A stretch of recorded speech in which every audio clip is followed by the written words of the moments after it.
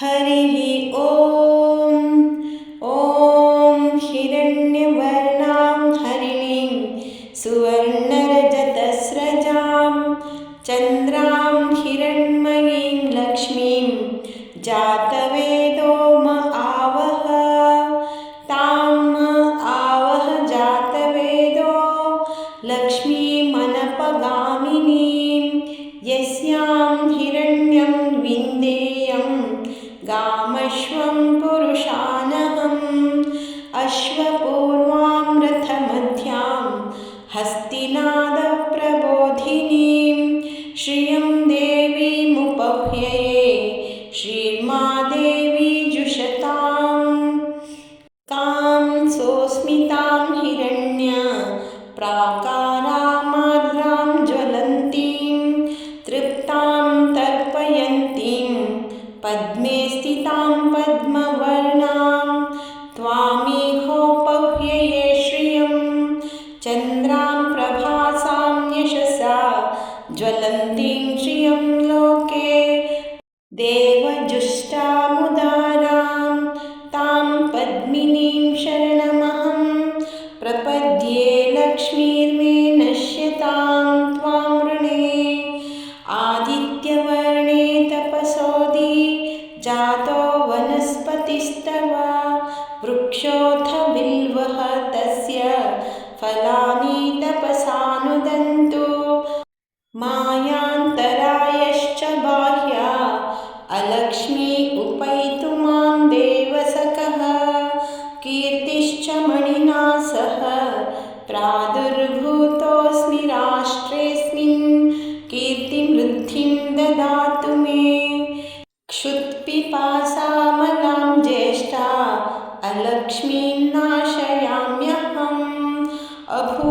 अभूतिमसमृद्धिं च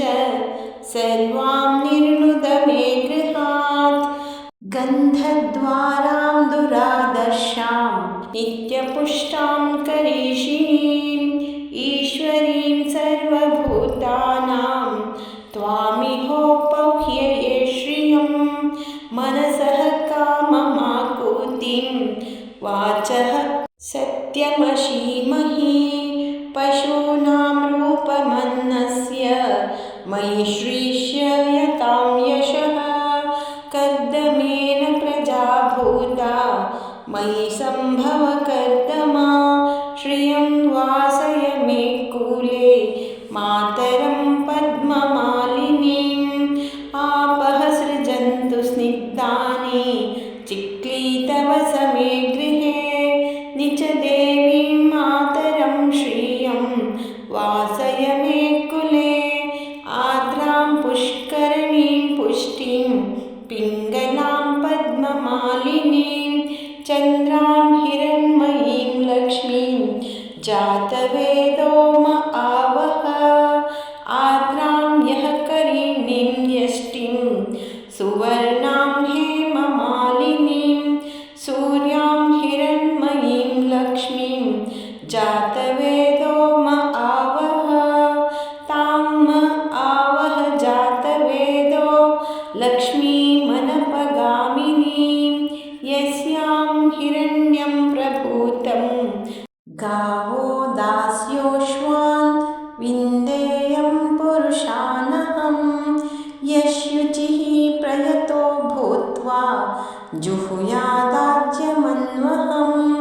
श्रियः पञ्चदशर्चं च श्रीकामः सततं जपेत् पद्मादने पद्म उरु पद्माक्षी पद्मसम्भवे त्वं मां भजस्य पद्माक्षी येन सौख्यं लभाम्यहम् अश्वदायी गोदायी धनदायी महाधने धनं मे जुषतां देवी सर्वकामांश्च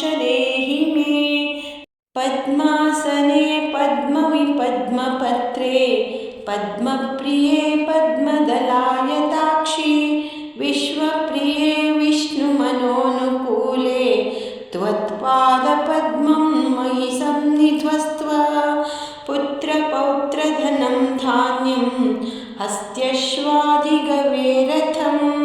प्रजानां भवसि माता आयुष्मन्तं करोतु मां धनमग्निर्धनं वायु धनकं सूर्यो धनं वसुः धनमिन्द्रो बृहस्पतिर्वरुणं धनमश्नुते वैनतेय सोमं पिबतु वृत्रः सोमं धनस्य सोमिनो मह्यं ददातु सोमिनः न क्रोधो न च मात्सर्यं न लोभो नाशुभा मतिः भवन्ति कृतपुण्यानां भक्तानां श्रीसूक्तं जपेत् सदा वर्षन्तु ते विभावरिदिवो अभ्रस्य विद्युतः रोहन्तु सर्वबीजान्यव ब्रह्मद्विषोजनी या सा पद्मासनस्था विपुलकटितटी पद्मपत्रायताक्षी गम्भीरावर्तनाभिस्तन भरनमिता शुभ्रवस्त्रोत्तरीया लक्ष्मीर्दीर्घैर्गजेन्द्रैर्मणिगणखचितैः स्नापिता हेमकुम्भैः नित्यं सा पद्महस्ता मम वसतु गृहे सर्वमाङ्गल्ययुक्ता लक्ष्मीं क्षीरसमुद्रराजतनयां श्रीरङ्गदामेश्वरीं दासीभूतसमस्तदेववनितां लोकैकदीपाङ्कुरां श्रीमन्मन्दकटाक्षलब्धविभव ब्रह्मेन्द्रगङ्गाधरां त्वां त्रैलोक्यकुटुम्बिनीं सरसिजां वन्दे मुकुन्दप्रियां सिद्धलक्ष्मीर्मनोलक्ष्मी जयलक्ष्मीः सरस्वती श्रीलक्ष्मीर्वरलक्ष्मीश्च प्रसन्ना भव सर्वदा वराङ्कुशोपाशमभीति मुद्रां करैर्वहन्तीं कमलासनस्तां बालार्ककोटिप्रतिभां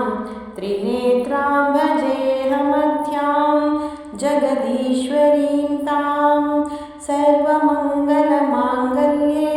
शिवे सर्वार्थसाधके शरण्ये त्र्यम्बके गौरी नारायणी नमोऽस्तु ते सरसिजनिलये सरोजहस्ते धवलतराङ्कुशगन्धमाल्यशोभे भगवती हरिवल्लभे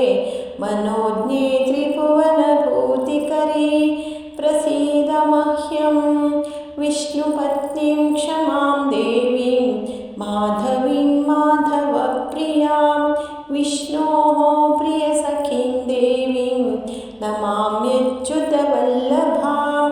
श्रीवर्चस्वमायुष्यमारोग्य